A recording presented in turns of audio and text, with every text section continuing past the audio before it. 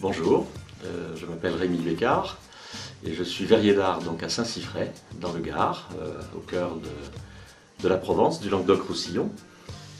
J'ai créé un atelier donc, de verrier d'art en juillet 2007.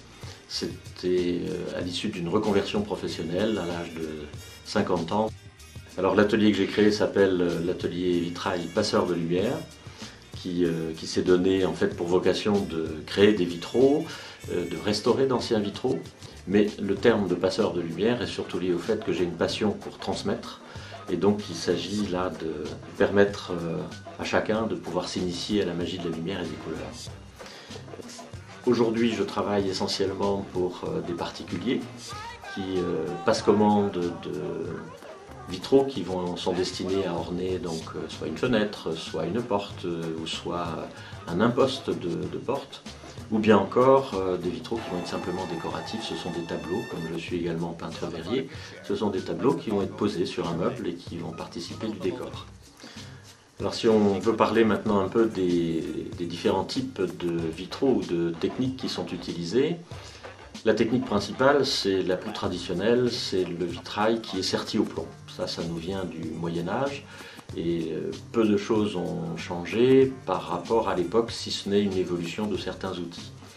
Donc les verres sont enchâssés dans des plombs et puis ensuite sertis et puis soudés. Une autre technique qui est utilisée, où on va pouvoir faire des travaux parfois un peu plus fins, c'est la technique Tiffany. C'est une technique beaucoup plus récente, début du XXe siècle, qui a été inventée par un Américain, Louis Comfort Tiffany. Et là, cette fois-ci, les verres vont être sertis dans un petit ruban de cuivre qui est adhésif. Il sera ensuite étamé, donc avec de l'étain, et puis soudé. Les pièces sont donc assemblées les unes aux autres, avec un cordon de soudure sur la totalité. Et puis on n'aurait pas fait le tour de cet aspect-là si on ne parlait pas des grisailles et des émaux. Dans mon métier, il y a aussi le métier de peintre verrier. Et donc à partir donc, de silice et puis d'oxyde métallique, on fabrique aujourd'hui des colorants qui peuvent être parfois synthétiques, mais souvent des oxydes métalliques. On va donc construire un vitrail dans lequel il y aura un tableau qui est peint. Alors ces grisailles-là sont appliquées comme le ferait un peintre, et puis ensuite c'est passé au four, donc plutôt à haute température, puisqu'on passe aux environs de 700 degrés pour un certain nombre de produits, et on enchâsse ensuite ce vitrail peint, ces morceaux de verre peints, avec la technique au plomb, comme on l'a évoqué tout à l'heure, ou encore avec la technique Tiffany.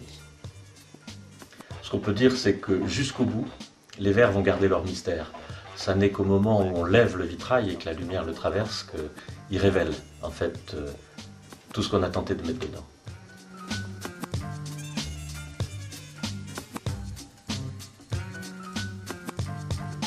Hold on, Mr. Bongo.